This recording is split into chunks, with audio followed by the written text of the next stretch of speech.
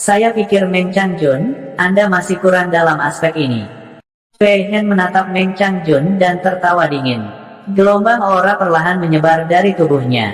Meskipun alam lingkaran penuh Xiantian tidak dapat dibandingkan dengan alam penerangan dewa, itu hanya selangkah lagi dari alam penerangan dewa. Sebelumnya, Pei Hen juga pernah bertarung di sini. Namun, lawan Pei Hen adalah murid dari rumah tangga pemilik tanah kecil dan bukan salah satu dari 7 rumah tangga pemilik tanah besar. Murid rumah tangga pemilik tanah biasa tidak bisa dibandingkan dengan 7 rumah tangga pemilik tanah besar. Oleh karena itu, Pei Hen hanya bisa memukulinya. Paling-paling, dia harus meminta maaf kepada para tetua keluarganya. Rumah tangga pemilik tanah kecil itu masih harus memberinya muka dan menelan penghinaan. Namun, Meng Changjun berbeda. Di belakangnya berdiri keluarga Forgotten Creek Meng. Sebagai salah satu dari 7 pemilik tanah besar seperti Pei Hen, jika Pei Hen benar-benar bergerak, itu pasti akan membawa masalah besar. Namun, Pei Hen adalah orang seperti ini. Setiap seniman bela diri memiliki obsesi.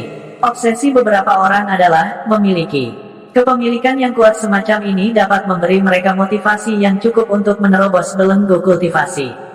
Ada juga obsesi sebagian orang untuk menyerah. Mereka khusus tentang bertahan dan mengambil langkah mundur akan mengarah ke masa depan yang lebih baik. Namun, obsesi Pei Hen adalah tidak tahan. Tidak peduli kapan, dimanapun, dia akan selalu memperhatikan haknya sendiri. Adapun yang lain, mereka hanya bisa berdiri di samping. Sangat sulit baginya untuk bertahan. Bahkan jika Pei Hen bertahan, pikirannya tidak akan mulus. Bahkan mungkin mempengaruhi kecepatan di mana dia mengolah cara bela diri. Bahkan saat ini, Pei Hen jelas tahu bahwa tidak bijaksana baginya untuk menyentuh Meng Changjun. Namun, dia tidak bisa lagi mentolerir penghinaan ini. Oleh karena itu, Pei Hen tidak lagi dianggap sebagai masalah besar. Saat ini, dia harus memberi Meng Changjun pelajaran. Meng Changjun juga bukan tipe orang yang akan membiarkan orang lain menggertaknya. Meskipun ada perbedaan kekuatan tertentu antara dia dan Pei Hen, murid pemilik tanah mana yang tidak memiliki kartu truf yang menyelamatkan jiwa. Ini, mari kita bicarakan semuanya. Kita bisa duduk dan berbicara. Tidak perlu melakukan ini, petugas Chow merasa seolah-olah kulit kepalanya akan meledak. Bagaimana dia bisa membayangkan bahwa kedua orang ini akan memulai perkelahian hanya karena perselisihan? Menurut aturan Sekte Azure Cloud, bertarung dalam batas-batas Sekte Azure Cloud adalah masalah yang sangat serius. Namun, kedua orang ini sama-sama murid dari 7 rumah tangga pemilik tanah dan memiliki latar belakang yang dalam. Jika mereka menyebabkan keributan, orang yang paling merepotkan kemungkinan besar adalah ajudan Chow sendiri. Ini karena tidak peduli pihak mana yang menang, yang kalah akan melampiaskan kemarahannya pada ajudan Chow. Tidak perlu bicara lagi, orang-orang dari klan Meng menjadi semakin arogan baru-baru ini. Bulan lalu, mereka bahkan ingin mencelupkan jari mereka ke dalam bisnis obat mujarab klan Pei kami. Namun, mereka secara paksa dihentikan di luar pintu oleh 2 tetua dari klan Pei kita. Jika kita terus mentolerir klan Meng, saya khawatir mereka akan mencampakkan klan Pei kita.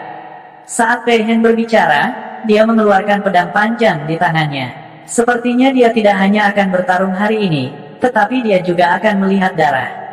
Suara mendesing. Meng Changjun juga menghunus pedangnya yang berharga. Meskipun tingkat kultivasinya tidak setinggi Pei Hen, dalam pertarungan antara murid-murid dari rumah tangga pemilik tanah, penting untuk kalah dalam hal kekuatan tetapi bukan semangat.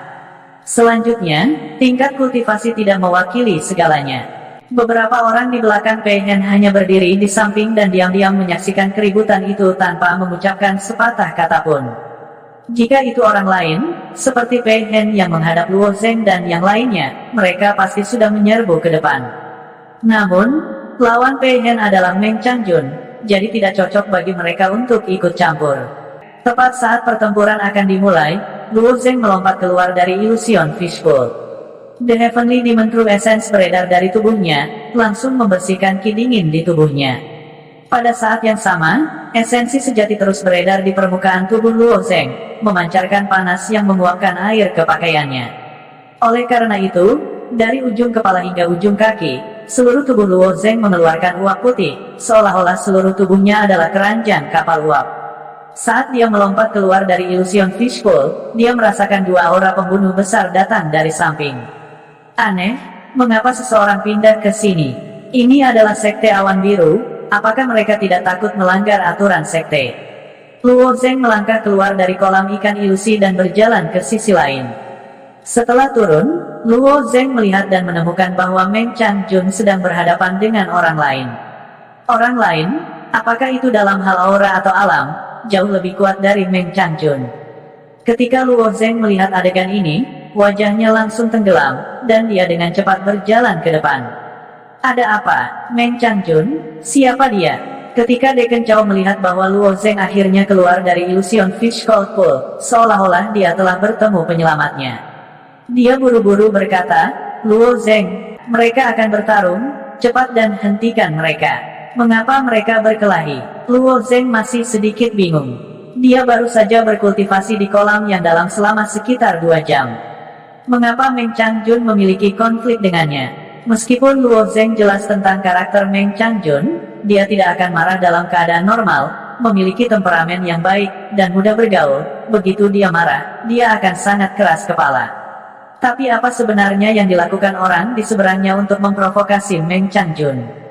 Deken Cao buru-buru menjelaskan, Luo Zeng, orang di seberangmu adalah tuan muda dari klan Pei. Baru saja, kamu melampaui batas waktu di kolam yang dalam. Berbicara secara logis, aku seharusnya menggunakan disarai untuk mengundangmu keluar dari kolam yang dalam. Namun, Meng Changjun berkata untuk membiarkanmu tinggal sedikit lebih lama, tetapi Tuan Muda Pei Hen tidak mengizinkannya. Mereka berdua mulai berdebat begitu saja. Cepat dan hentikan mereka. Jika mereka benar-benar bertarung, itu tidak akan baik. Deken Cao awalnya berpikir bahwa Luo Zeng bukan anggota rumah tangga pemilik tanah dan tidak ingin terlibat dalam perselisihan rumah tangga pemilik tanah. Jika dia menjelaskan seluruh urutan kejadian kepada Luo Zeng akan dengan bijak membujuk Meng Changjun. Bagaimanapun, Luo Zeng adalah teman Meng Changjun, jadi akan lebih mudah baginya untuk berbicara dengannya. Meng Changjun bukanlah tandingan Pei Hen. Jika dia dibujuk oleh temannya, Meng Changjun mungkin akan menggunakan kesempatan ini untuk mundur dan tidak membuat keributan besar. Namun, Deken Cao salah. Dia telah meremehkan karakter Luo Zeng, dan bahkan kekuatannya. Ketika Luo Zeng mendengar penjelasan Deken Cao, dia menganggukkan kepalanya. Dia mengerti apa yang telah terjadi. Meskipun Deken Cao tidak menjelaskannya secara rinci, Luo Zeng dapat membayangkan apa yang telah dilakukan oleh orang yang disebut Pei Hen. Cepat pergi, Luo Zeng. Pergi dan bujuk Meng Changjun. Aku juga bisa membujuk Pei Hen.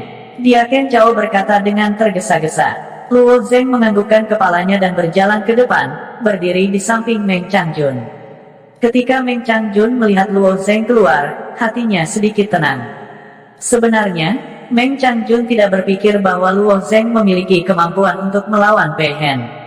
Namun, dia tidak tahu mengapa, tetapi dia memiliki rasa percaya yang tidak dapat dijelaskan terhadap Luo Zeng.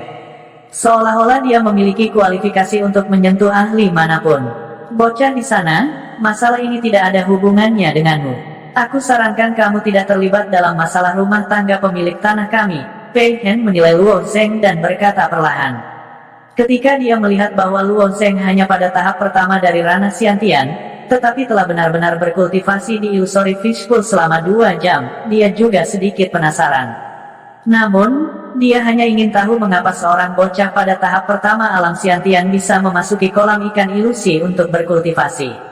Mungkin Luo Zeng benar-benar memasuki kolam, atau mungkin dia telah menemukan sudut untuk bersembunyi dan tidak bisa masuk ke kedalaman kolam. Pei Hen tidak ingin berpikir terlalu dalam tentang pertanyaan-pertanyaan ini. Namun, dia tidak menempatkan bocah ini pada tahap pertama dari ranah Xiantian di matanya. Bahkan, nasihatnya bahkan samar-samar memiliki niat untuk berpikir demi Luo Zeng. Ketika dia mendengar kata-kata Pei Hen, Luo Zeng menggelengkan kepalanya dan sudut mulutnya sedikit melengkung. Meng Changjun adalah temanku. Karena dia adalah temanku, tidak ada alasan bagiku untuk duduk dan tidak melakukan apa-apa. Terlebih lagi, aku sudah mendengar bahwa kamulah yang ingin mengusirku keluar dari kolam ikan ilusi. Kata-kata Luo Zeng sedikit memaksa. Jelas bahwa dia ingin membantu Meng Changjun. Pada saat ini, Pei Hen tidak perlu takut. Jika Luo Zeng memiliki kekuatan ahli tahap refleksi dewa, Pei Hen mungkin masih takut. Namun, kapan dia pernah takut pada bentuk kehidupan Xiantian? Dengan ranah lingkaran penuh Xiantian, sulit baginya untuk menemukan lawan di antara makhluk hidup Xiantian. Oleh karena itu, Pei Hen tertawa datar. Jadi bagaimana jika ketika saya datang ke kolam ikan ilusi untuk berkultivasi, orang lain harus patuh memberi jalan bagi saya? Begitukah? Luo Zeng menatap Pei Hen dengan tatapan acuh tak acuh. Tiba-tiba, sudut mulutnya tersenyum. Aku sedang berpikir, apa kamu? Kamu ingin aku memberi jalan untukmu? Astaga, ketika petugas Chow mendengar kata-kata Luo Zeng, kepalanya hampir meledak. Dia merasakan rasa pahit di mulutnya. Apakah Luo Zeng tidak tahu siapa yang dia hadapi? Mungkin dia tidak tahu kekuatan 7 keluarga pemilik tanah. Dia tampaknya tidak peduli dengan Pei Hen sama sekali. Sipir Chow merasa sedikit menyesal. Dia seharusnya menjelaskan identitas Pei Hen kepada Luo Zeng dan membuatnya mengerti bahwa keluarga pemilik tanah adalah raksasa yang tidak bisa dia provokasi. Namun, Sipir Chow segera menyadari bahwa penjelasannya tidak berguna. Luo Zeng jelas tahu status Pei Hen.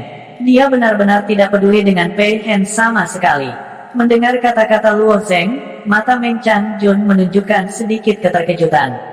Sejujurnya, Luo Zeng yang berdiri di sampingnya saat ini membuat Meng Changjun merasa sedikit tersentuh.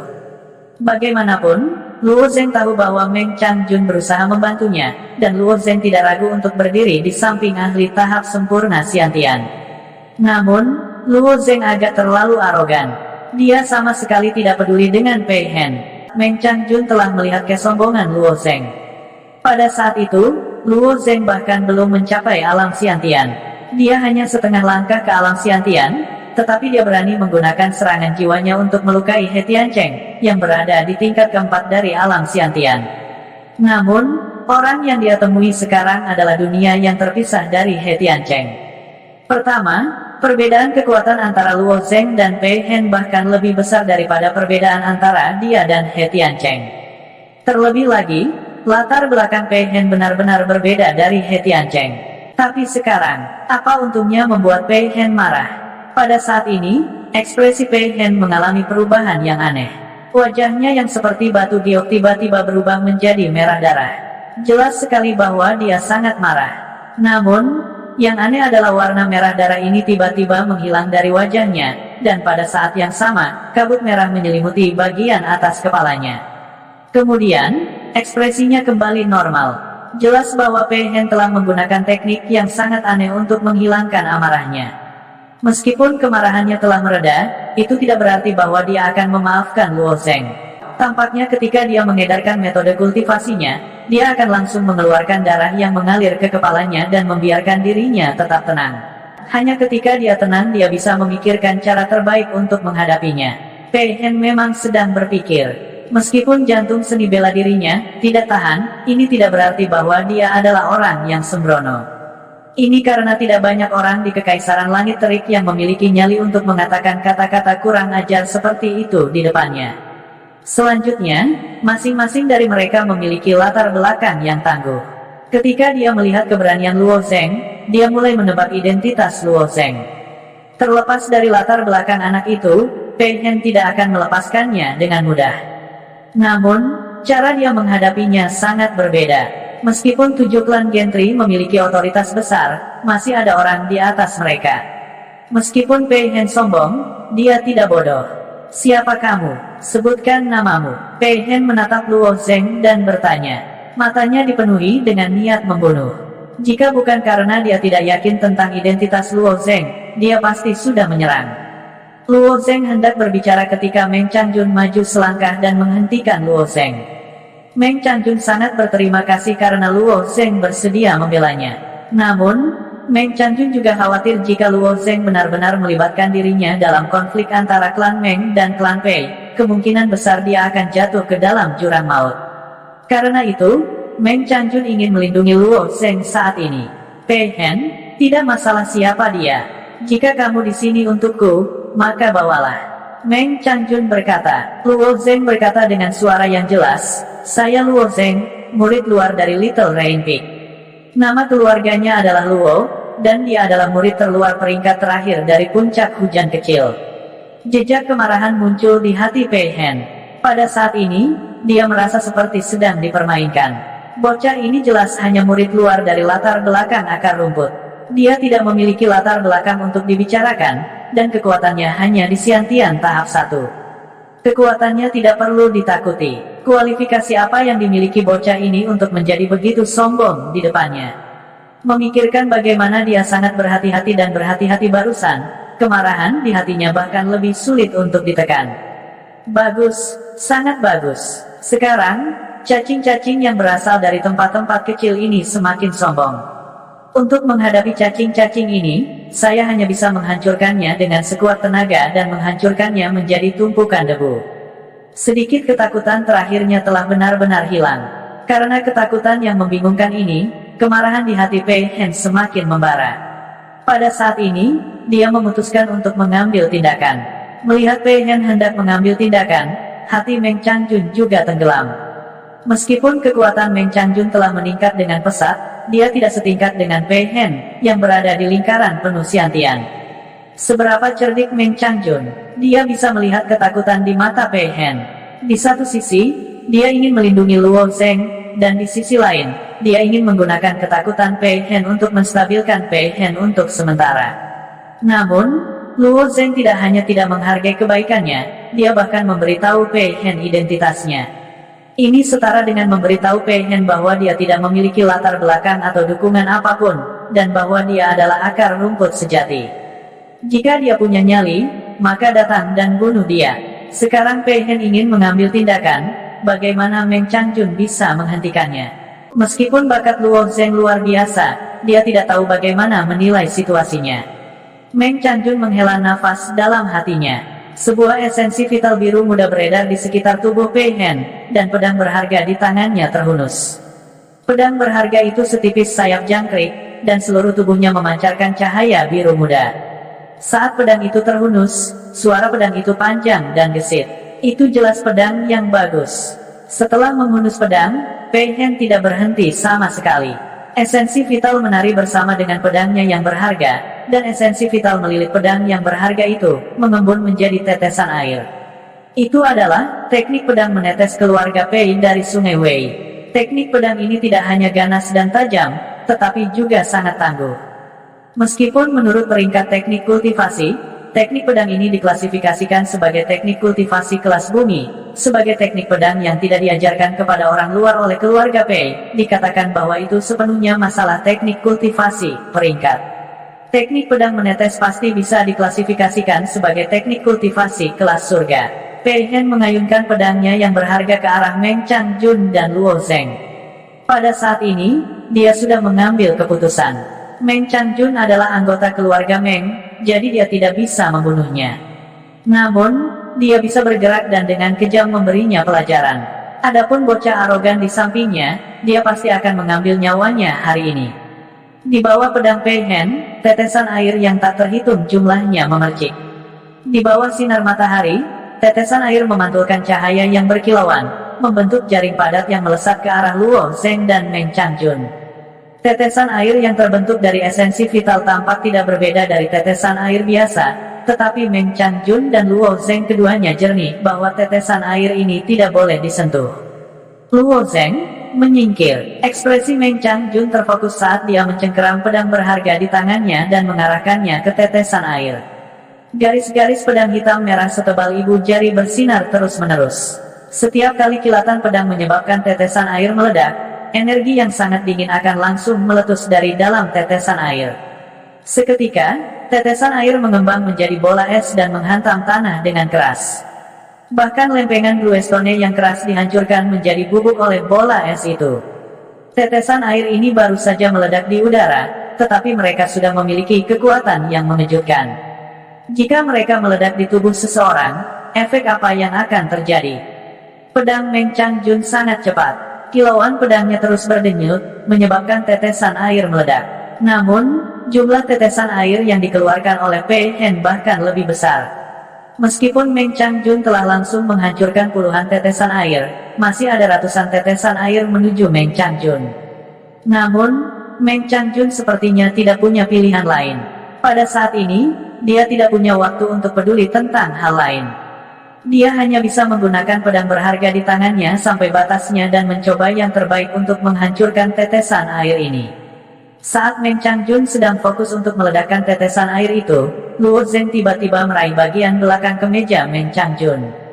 Terperangkap lengah, seluruh tubuh Meng Changjun ditarik oleh kekuatan yang tak tertahankan dan jatuh ke belakang. Pada saat ini, hanya Luo Zeng yang menghadapi tetesan air yang berterbangan itu. Setiap tetesan air mengandung kekuatan dingin yang sangat kuat. Hanya dengan mengembunkan air di udara, ia mampu membentuk bola es yang begitu kuat. Jika seseorang terkena tetesan air ini, orang bisa membayangkan hasilnya. Kekuatan Meng Changjun saat ini telah meningkat pesat setelah pengasingannya, mencapai tingkat kelima dari ranah Xiantian. Tapi setelah dilempar oleh Luo Zeng seperti ini, dia sebenarnya terlempar sejauh lebih dari 100 kaki. Meng Changjun merangkak dari tanah. Dia memiliki niat untuk maju dan membantu, tetapi ketika dia melihat Luo Zeng berdiri di tempat yang sama, tidak bergerak seperti gunung, perasaan aneh tiba-tiba muncul di hatinya. Mungkinkah dia benar-benar memiliki kepercayaan diri untuk melawan Pei Hen? Luo Zeng bukan orang yang gegabah. Meskipun menurut Meng Changjun, ledakan Luo Zeng di Dragon Castle Tavern dan kamp militer tidak terlalu rasional, karena lawannya pada dasarnya lebih kuat darinya. Tetapi setiap kali, Luo Zeng punya rencana cadangan. Memang, dia hanya melakukan itu ketika dia memiliki kepercayaan diri.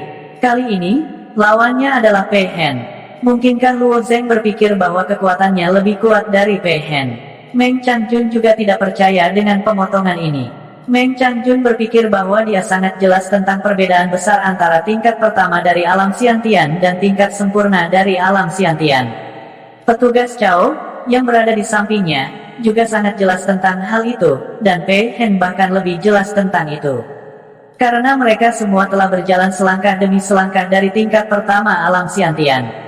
Tapi mengapa Luo Zeng begitu percaya diri?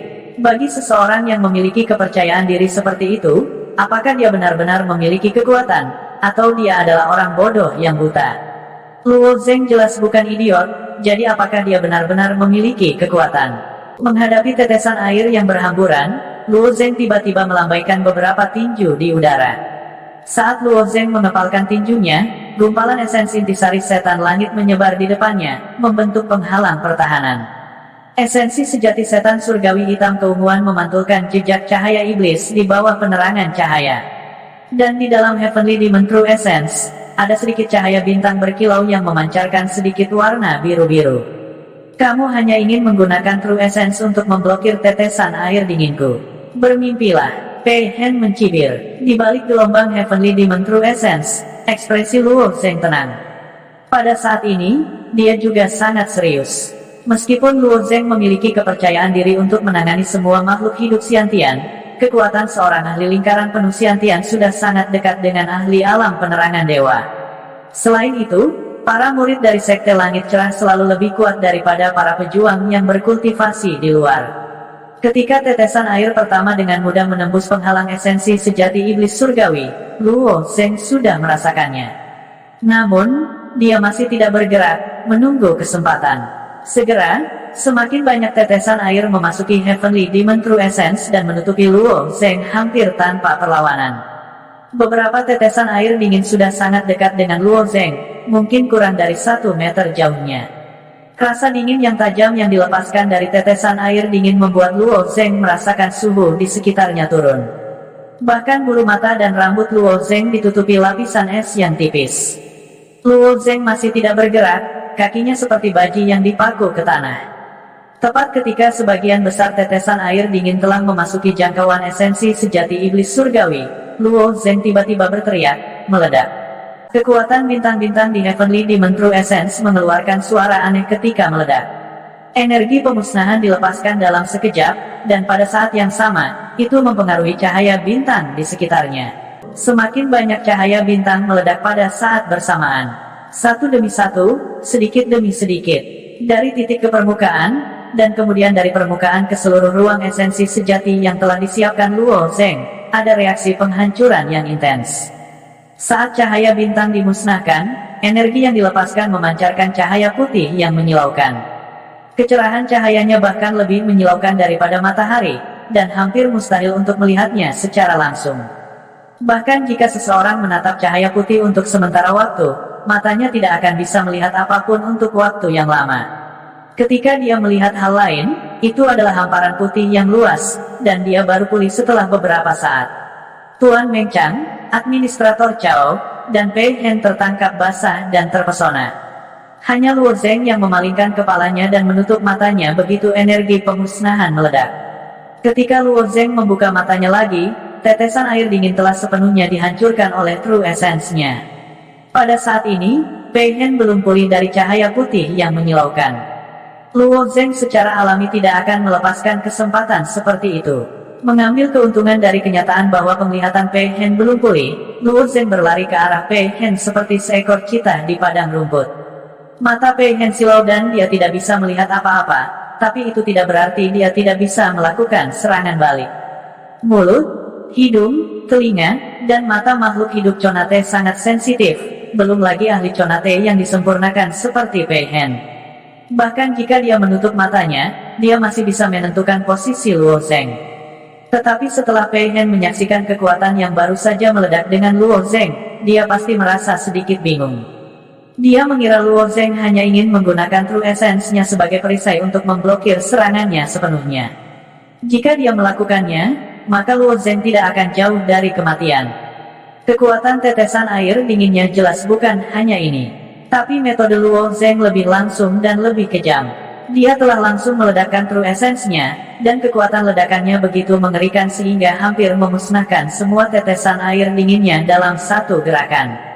Ini juga alasan mengapa Pei Hen bingung. Bagaimana True Essence anak ini bisa meledak dengan kekuatan yang begitu besar? Esensi sejati itu mengandung sedikit cahaya bintang yang meledak, dan kekuatan itu telah menyebabkan hatinya bergetar.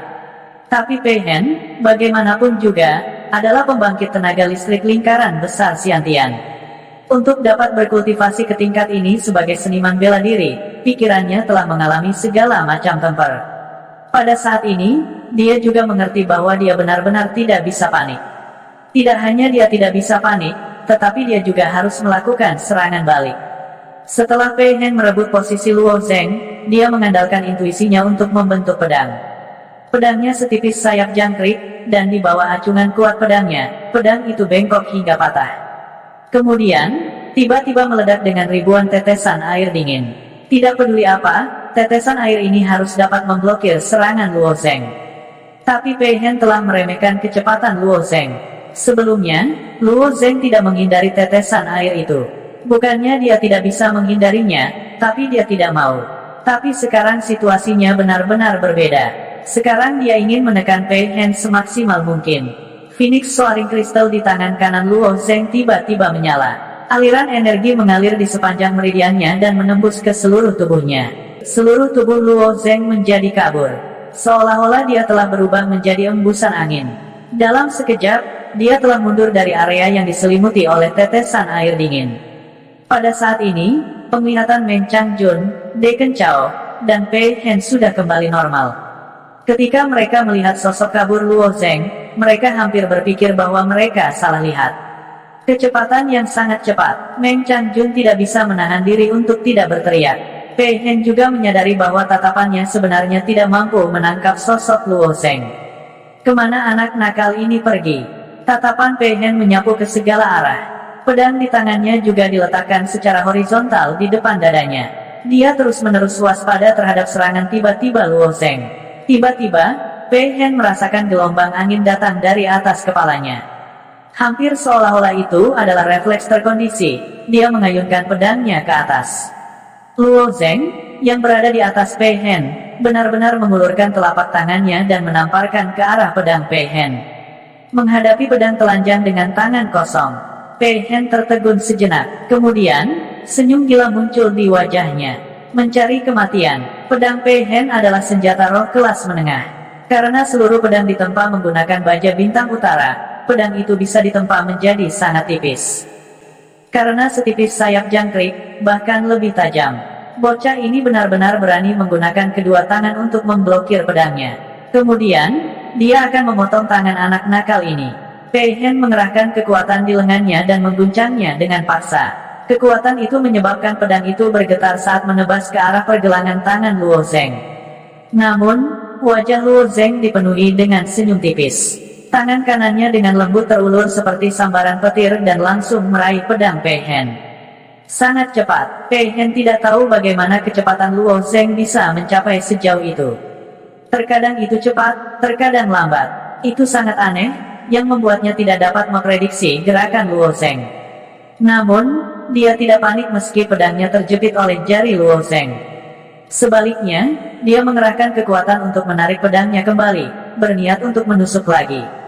Lagi pula, dia memegang gagang pedang dengan tangannya sementara Luo Zeng hanya mencubit pedang dengan dua jari. Keduanya memiliki poin kekuatan yang berbeda. Belum lagi, Pei Hen percaya bahwa dia jauh lebih kuat daripada Luo Zeng dalam hal kekuatan murni. Bagaimanapun, Luo Zeng hanya berada di tahap pertama Ranah Xiantian saat dia berada di puncak Ranah Xiantian. Kekuatan mereka tidak pada level yang sama. Namun, kulit Pei Hen tiba-tiba berubah saat dia menarik pedang. Dia sebenarnya gagal menarik pedang dari tangan Luo Zeng. Dia menarik lagi, tetapi pedang itu masih tidak bergerak. Seolah-olah pedang itu tertanam di jari Luo Zeng.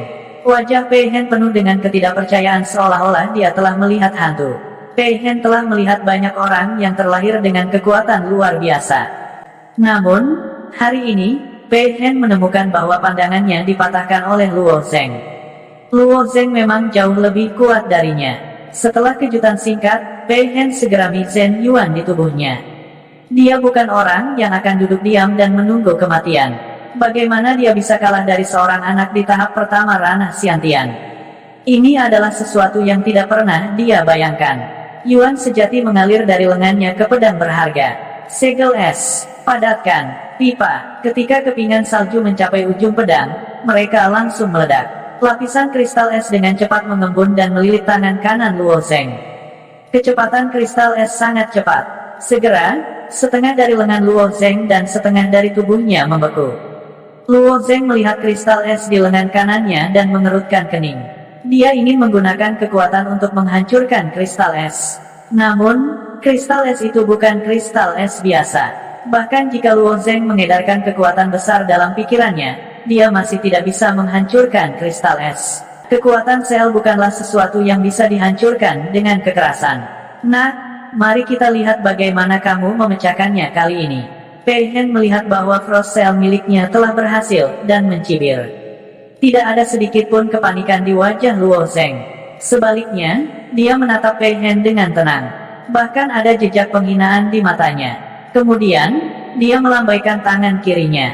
Dari tangan kirinya, kristal giok darah tiba-tiba meletus dengan energi merah cerah. Engah, Luo Zeng meninju lengan kanannya dengan tangan kirinya, meninggalkan bekas berwarna merah darah di lapisan kristal es yang menutupi lengan kanannya. Kemudian, tanda merah darah menyebar seperti jaring laba-laba. Kemudian, tangan kanan Luo Zeng meronta. Frost cell di lengan dan tubuh kanan Luo Zeng langsung hancur dan berubah menjadi kepingan kristal es kecil. Bagaimana ini mungkin? Mata Pei Hen dipenuhi dengan ketidakpercayaan. Frost cell ini adalah kemampuan yang sangat dibanggakan oleh Pei Hen. Budidaya Frost cell ini telah menghabiskan banyak waktu dan usaha. Belum lama ini, dia berhasil mengolahnya. Ini adalah pertama kalinya Pei Hen menggunakannya melawan musuh. Alasannya adalah Pei Hen berpikir bahwa gerakan ini akan memiliki efek ajaib. Ini karena ayahnya telah memberitahunya bahwa Frost Cell sangat sulit untuk dipatahkan. Satu-satunya cara untuk menghancurkannya adalah dengan mencapai alam penerangan surgawi dan menggunakan kekuatan membakar esensi sejati. Bagaimana Luo Zeng menghancurkan Frost Cell hanya dengan satu pukulan? Monster macam apa dia? Pei Hen merasa seperti dia menjadi gila. Untuk seseorang yang sebangga dia, ini adalah pukulan yang belum pernah terjadi sebelumnya. Menghadapi monster seperti itu, seolah-olah setiap gerakan dan tekniknya telah dilihat dan dilihat. Dia tidak bisa melawan, karena begitu dia melakukannya, dia akan gagal. Apakah saya benar-benar tidak cukup baik? Bukankah aku seharusnya kalah? Pei Hen sangat arogan. Kesombongan inilah yang memungkinkannya mendaki jalur seni bela diri begitu cepat. Tak terkalahkan. Dia tidak membiarkan dirinya gagal. Dia tidak membiarkan dirinya tertinggal di belakang orang lain dengan cara apapun. Tetapi pada saat ini, dia sangat dikalahkan oleh Luo Zeng dan tenggelam dalam emosi yang ekstrim. Dapat dikatakan bahwa hati seniman bela dirinya telah dihancurkan oleh Luo Zeng. Tapi di sekelilingnya, matanya menyala dengan warna merah. Wajahnya tiba-tiba berubah ganas saat suara liar berteriak di dalam hatinya. Saya tidak akan membiarkan diri saya gagal. Jika itu masalahnya, maka kamu harus mati. Itu adalah fakta bahwa Pei Hen menderita kekalahan telak di tangan Luo Zeng.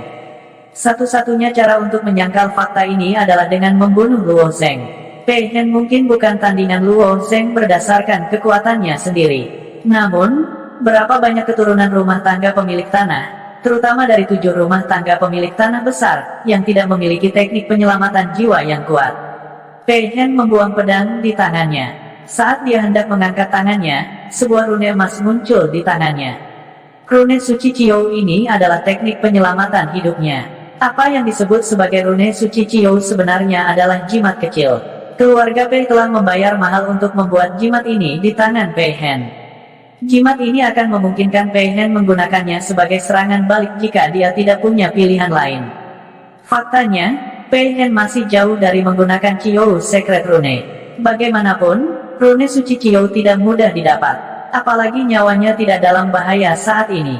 Luo Zeng tidak ingin mengambil nyawanya. Namun, hati seni bela diri Pei Hen benar-benar kacau. Dia tidak mau memikirkannya atau menghadapinya. Saat ini, dia hanya ingin membunuh Luo Zeng. Hanya dengan membunuhnya Pei Hen dapat melewati rintangan ini.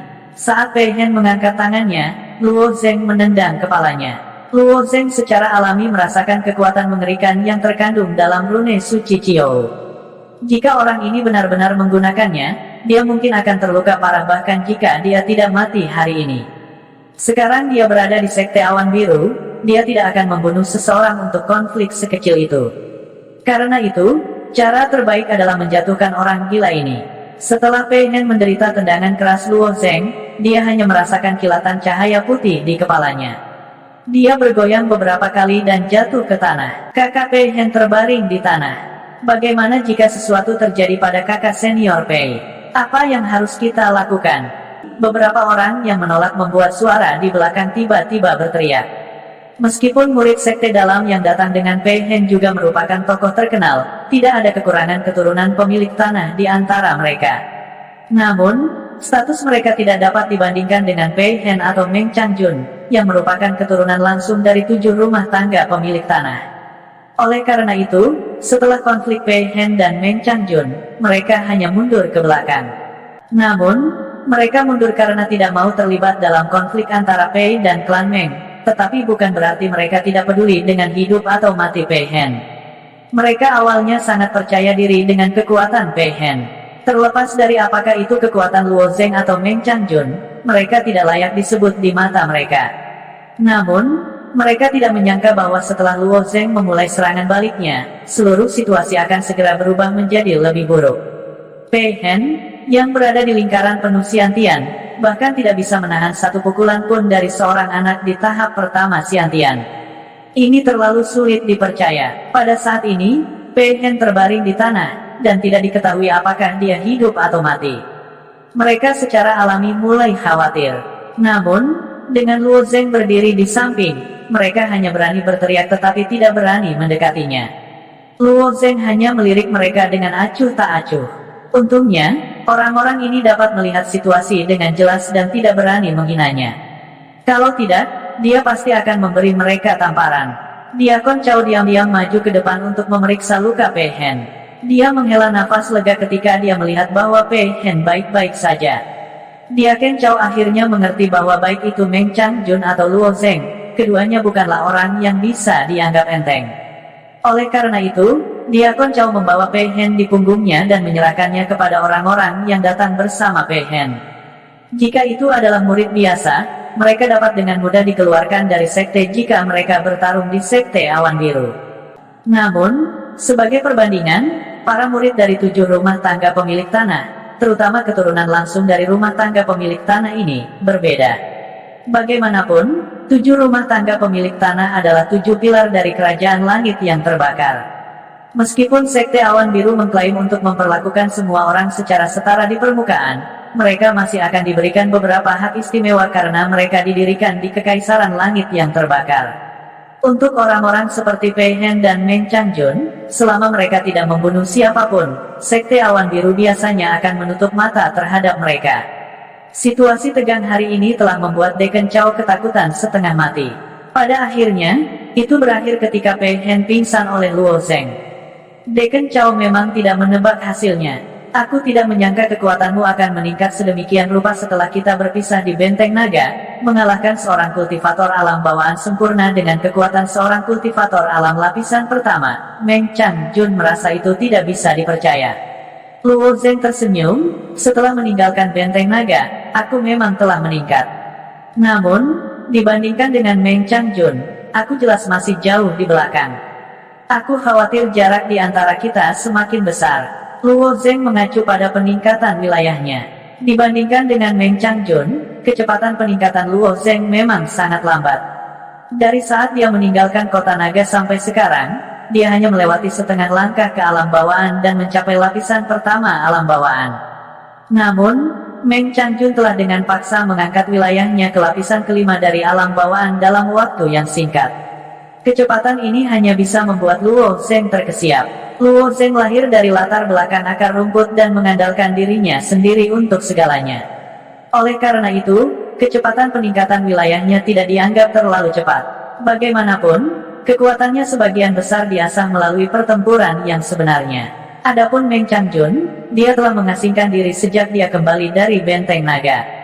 Keluarga Mengnya memiliki pagoda budidaya yang khusus disediakan untuk pengasingan. Berkultivasi di pagoda akan menghasilkan 2 kali hasil dengan setengah usaha.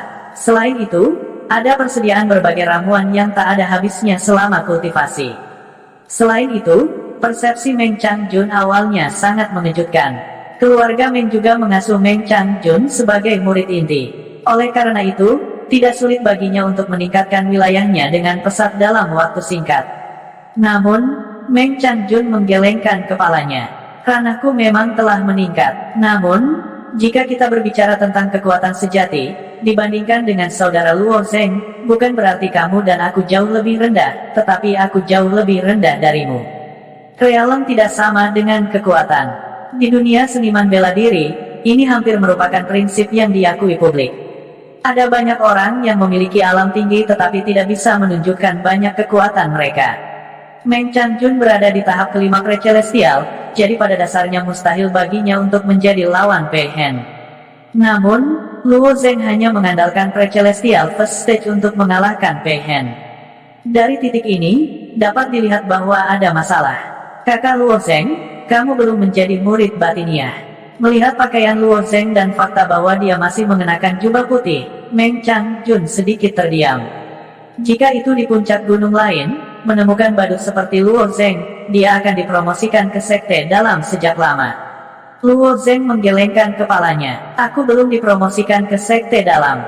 Sejak Luo Zheng memasuki sekte awan biru, dia hanya menghabiskan sedikit waktu di sekte tersebut. Sisa waktunya dihabiskan untuk berlarian, jadi dia memang mengabaikan masalah ini. Namun, hal-hal seperti sekte dalam dan luar hanyalah gelar bagi Luo Zheng. Lagi pula, meskipun dia adalah murid sekte luar di Little Rain Summit, karena keberadaan Su Lingyun, siapa yang berani mengatakan bahwa perlakuannya lebih buruk daripada murid sekte dalam manapun. Carefree Peak menduduki peringkat keempat di antara 33 puncak. Itu juga merupakan puncak dengan banyak ahli. Apalagi puncak ini dikendalikan oleh klan Meng. Jika Luo Zheng benar-benar pergi ke Carefree Peak, tidak hanya tidak ada yang berani menargetkannya, dia juga akan mendapat banyak manfaat. Luo Zheng menggelengkan kepalanya, tidak perlu. Tidak buruk untuk tinggal di puncak gerimis. Apalagi, aku harus menyusahkan Meng Changjun untuk pergi ke puncak Carefree. Aku rasa tidak perlu untuk itu. Memindahkan Luo Zheng ke Carefree Peak adalah tugas yang sangat sulit bagi murid biasa. Namun, itu bukan masalah bagi Meng Changjun. Yang harus dia lakukan hanyalah meminta seseorang untuk memberitahunya. Namun, Meng Changjun mengerti maksud Luo Zheng. Sebenarnya, itu adalah penolakan yang bijaksana, jadi Meng Changjun tidak memaksanya. Namun, dia menghela nafas, saudara Luo Zheng belum dipromosikan ke sekte dalam. Saya khawatir Anda tidak dapat berpartisipasi dalam kompetisi puncak. Persaingan puncak. Jantung Luo Zeng berdetak kencang ketika dia mendengar kata-kata Meng Changjun. Oh, saudara Luo Zeng, kamu masih belum tahu bahwa kompetisi puncak akan diadakan. Meng Changjun bertanya dengan rasa ingin tahu. Luo Zeng menggelengkan kepalanya. Dia memang pernah mendengar tentang kompetisi puncak. Itu diadakan di Azure Cloud Sect setiap 3 tahun sekali. Peringkat dari 33 puncak sekte Azure Cloud ditentukan oleh kompetisi puncak. Karena alasan inilah semua orang sangat mementingkan kompetisi puncak. Ini karena peringkat puncak akan secara langsung mempengaruhi evaluasi murid sekte dalam dan luar, mentor, dan serangkaian masalah seperti berbagai manfaat. Yang paling penting, 3 tahun adalah interval waktu. Hampir setiap 3 tahun, akan ada seorang murid yang menonjol di kompetisi puncak dan menjadi bintang baru yang mempesona. Setelah awal tahun depan, kompetisi puncak akan diadakan sesuai jadwal. Dengan kekuatan saudara Luo Zeng, saya percaya bahwa Anda akan dapat memperoleh peringkat yang baik di kompetisi puncak. Namun, sebelum itu, Anda harus bergabung dengan bagian dalam sekte Little Rain Peak agar memenuhi syarat untuk berpartisipasi. Meng Changjun berpikir sejenak dan berkata, saya tidak tahu mengapa puncak hujan kecil tidak mempromosikan saudara Luo Zeng ke sekte dalam. Meskipun seseorang perlu berpartisipasi dalam ujian sekte luar setiap tahun untuk dipromosikan dari luar. Meng Changjun berpikir terlalu banyak, tapi dia memang berpikir demi Luo Zeng. Lagi pula, dengan kekuatan Luo Zeng saat ini, memang aneh bahwa dia belum memasuki sekte dalam. Namun, kenyataannya tidak seperti yang diperkirakan Meng Changjun. Luo Zeng hanya mengangguk untuk mengungkapkan rasa terima kasihnya, menunjukkan bahwa dia pasti akan mencoba yang terbaik untuk memasuki sekte dalam dan berpartisipasi dalam kompetisi semua puncak tahun depan. Luo Zeng tidak akan melewatkan kompetisi semacam ini. Dia tidak hanya bisa menguji kekuatannya di All Peak Competition, tetapi juga akan menjadi tantangan bagi jalannya seni bela diri. Selain itu, dia bisa menonjol di All Peak Competition dan menerima perhatian sejati dari Blue Cloud Sect. Sampai sekarang, kekuatan yang ditunjukkan Luo Zeng sudah jauh melampaui orang-orang dengan level yang sama. Namun, dalam perjalanannya ke Sekte Awan Biru, dia terlibat konflik dengan berbagai klan besar atau membuat marah beberapa orang sempurna di Sekte Awan Biru. Dia membutuhkan kesempatan untuk benar-benar menunjukkan kekuatannya, dan kesempatan ini sangat penting bagi Luo Zeng. Terima kasih atas perhatianmu, Meng Changjun. Aku tidak seperti yang kamu pikirkan di Little Rain Summit. Sebelum kompetisi All Peak, aku akan memasuki sekte dalam. Ingin memasuki sekte dalam jelas bukan tugas yang sulit bagi Luo Zeng saat ini. Melihat bagaimana Luo Zeng mengecilkannya, Meng Changjun kemudian menganggukkan kepalanya dan berkata, namun, kamu telah menyinggung Pei Hen hari ini. Dia pasti akan mengincarmu. Sebenarnya, alasan mengapa aku menghentikanmu pada awalnya adalah karena aku tidak ingin kamu terlibat dalam perselisihan antara klan kita. Sekarang, aku takut, hari ini, ditendang hingga pingsan oleh Luo Zeng adalah penghinaan besar bagi Pei Hen. Dengan kepribadian Pei Hen, dia pasti tidak akan melepaskannya. Karena Meng Changjun, Luo Zeng telah membuat musuh besar lainnya. Setelah Meng Changjun selesai berbicara, Luo Zeng tersenyum dan berkata, Meng Changjun, aku tidak terlibat karena perselisihan antara klanmu. Jika aku tidak bergerak hari ini, Pei Hen juga tidak akan melepaskannya. Kemudian, jika Luo Zeng tidak bergerak, Pei Hen pasti akan menginjak-injak Meng Changjun dengan kejam. Kata-kata Luo Zeng menggerakkan hati Meng Changjun. Tiba-tiba, aura heroik memancar dari dadanya. Lupakan saja, apa gunanya berpikir begitu banyak? Untuk bisa berteman dengan teman sepertimu, Luo Zeng, adalah keberuntunganku. Klan Pei dan Meng kita tidak pernah berhubungan baik. Jika Pei Hen ingin mengincarmu, dia harus bertanya padaku, Meng Changjun. Perselisihan antar klan tidak pernah sesederhana itu. Tidak hanya ada pedang dan tombak asli di atas meja, tetapi ada juga serangan diam-diam di bawah meja. Jika klan Meng berdiri di belakang Luo Zeng, keluarga bangsawan lainnya harus mempertimbangkan harga yang harus mereka bayar jika mereka ingin menyentuh Luo Zeng.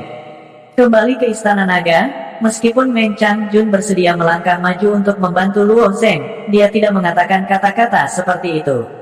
Hari ini, Meng Changjun bersedia mengambil tanggung jawab karena dia benar-benar memperlakukan Luo Zeng sebagai salah satu miliknya.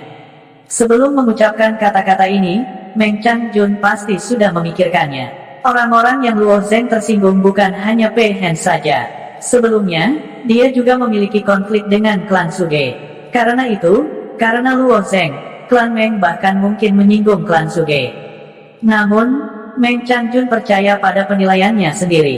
Dia percaya bahwa keputusan ini benar-benar tepat. Meskipun Luo Zeng mengerti bahwa Meng Changjun mempercayainya, di dalam hatinya, dia hanya memperlakukan Meng Changjun sebagai teman.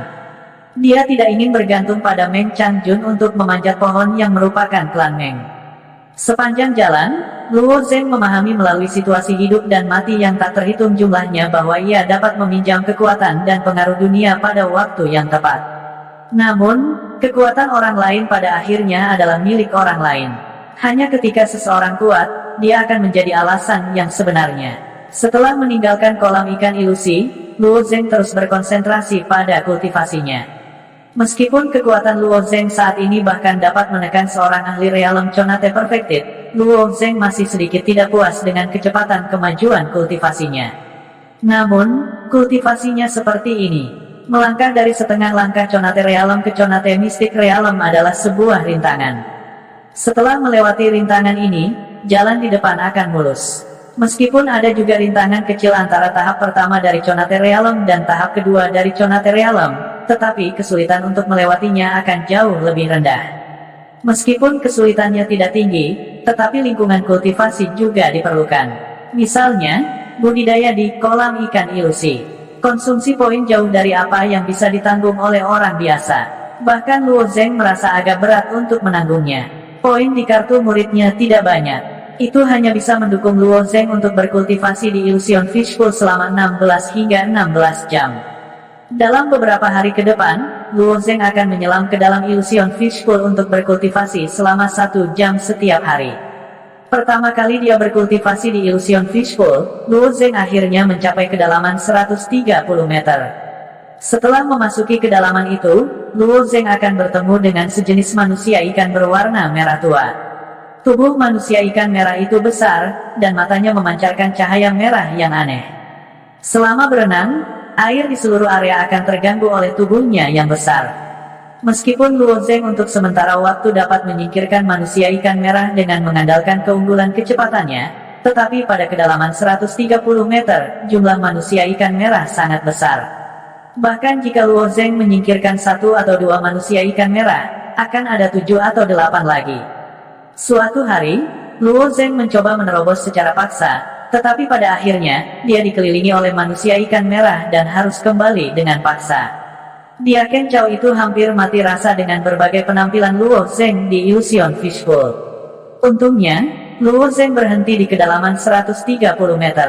Jika Luo Zeng terus menyelam dan menembus 150 meter, atau bahkan 180 meter, maka dia benar-benar akan memecahkan rekor Blue Cloud Sect. Tapi Diaken Sekte Awan Biru, terutama Diaken yang menjaga di sekitar alam rahasia budidaya utama, awalnya memiliki tanggung jawab untuk merekam dan melaporkan. Kinerja Luo Zeng sudah cukup untuk memenuhi syarat untuk dilaporkan ke atas, sehingga pejabat tingkat tinggi Sekte Awan Biru akan memberikan perhatian khusus kepadanya, dan bahkan menghadiahinya dengan beberapa sumber daya budidaya. Jadi Diaken Chao merekam penampilan Luo Zeng dan menyerahkannya. Jika pejabat tingkat tinggi Sekte Awan Biru benar-benar melihat catatan ini dan ingin fokus pada budidaya Luo Zeng, mereka juga akan memberi penghargaan kepada Diaken Chao dengan kredit penemuan. Menurut prediksi Diaken Chao, mustahil bagi Sekte Awan Biru untuk tidak memperhatikan seorang jenius yang mengerikan seperti Luo Zeng. Meskipun Sekte Awan Biru penuh dengan talenta, dan ada juga banyak jenius, tetapi untuk sekte besar, tidak akan pernah ada terlalu banyak murid jenius. Tapi yang membuatnya merasa aneh adalah laporannya seperti batu di laut, dan tidak ada berita. Sepertinya tidak ada yang memperhatikan Luo Zeng sama sekali. Menurut penilaian Diaken Chao, ini sama sekali tidak mungkin. Mungkin surat yang dia laporkan dihilangkan. Memikirkan hal ini, Diaken Chao membuat laporan kedua. Hasilnya sama seperti pertama kali, masih belum ada respon dan tindakan. Di Sekte Awan Biru, bukanlah hal yang mudah untuk mencampur adukkan posisi Diaken. Diakon Chow juga orang yang sangat cerdas, dan dia dengan cepat menemukan keanehannya. Saya melaporkannya 2 kali, dan petinggi tidak memberikan penjelasan apapun. Itu hanya bisa berarti bahwa seseorang di Sekte Awan Biru menargetkan Luo Zheng. Adapun siapa itu, dan apa tujuannya, Diakon Chow terlalu malas untuk menebaknya. Tidak peduli siapa itu, dia tidak bisa menyinggung perasaan seorang diaken kecil, jadi Deacon Chow juga menghilangkan ide untuk mengambil pujian. Cerita bersambung, terima kasih yang telah menonton. Jangan lupa like, comment, and subscribe, karena subscribe itu gratis.